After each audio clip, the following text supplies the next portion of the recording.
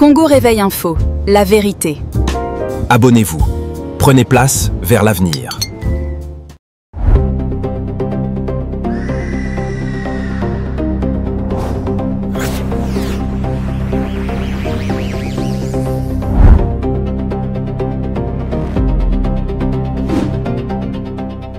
Bonjour à toutes et à tous et bienvenue dans cette nouvelle édition d'Actu 5 de ce mercredi 10 septembre 2025 sur Congo Réveil Info. Je suis Jérôme Nitou. Avant de commencer notre journal, permettez-moi de vous annoncer une importante nouveauté. À partir de demain, Congo Réveil Info vous proposera désormais 2 rendez-vous fixes chaque jour avec Actu 5. Le premier journal sera diffusé à 13h et le second à 22h, heure de Paris. Les 2 journaux seront présentés par Esther Maël et moi-même Jérôme Nitou. Bien entendu, en cas d'événement majeur, nous continuerons à vous proposer des éditions spéciales à tout moment de la journée.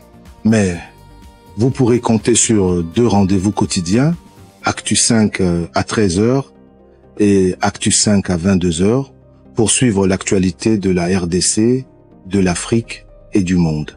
Aujourd'hui, nous revenons sur une déclaration importante faite à Genève, où la France a une nouvelle fois condamné la poursuite de l'offensive menée par le mouvement armé AFC M23 dans l'est de la République démocratique du Congo, selon Paris, le soutien actif du Rwanda.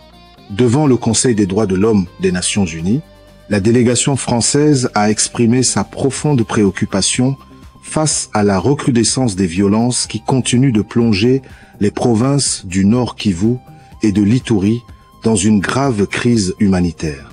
Selon les diplomates français, cette offensive est inacceptable, car elle met en péril la stabilité régionale, alimente les déplacements massifs des populations civiles et aggrave les souffrances déjà endurées par des millions de Congolais.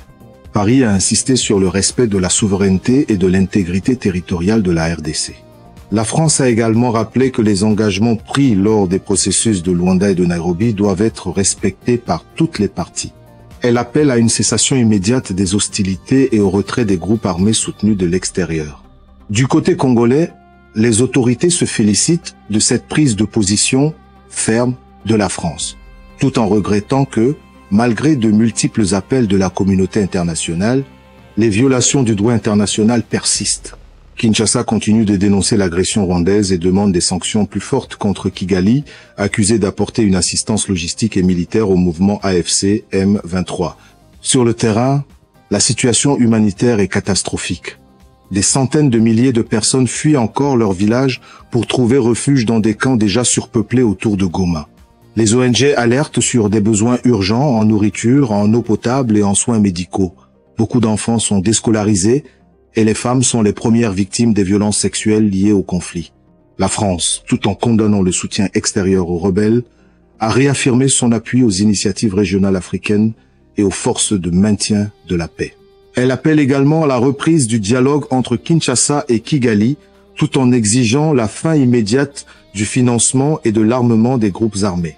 Chers téléspectateurs, la situation reste tendue et chaque déclaration internationale est scrutée avec attention par les Congolais, qui attendent non seulement des mots, mais surtout des actes concrets pour mettre fin à cette guerre qui n'a que trop duré. Avant de clore cette édition, permettez-moi de remercier nos fidèles abonnés ainsi que toutes celles et ceux qui viennent de nous rejoindre. Votre soutien, vos partages et vos commentaires nous encouragent à continuer de vous offrir une information fiable, vérifiée et indépendante. Si vous nous suivez sans être encore abonné, n'hésitez pas à cliquer sur le bouton, car ensemble, nous réveillons les consciences pour l'avenir de notre pays. Merci de nous avoir suivis. C'était Jérôme Nitou pour Actu 5 sur Congo Réveil Info. À très bientôt pour une nouvelle édition demain à 13h de Paris. Au revoir.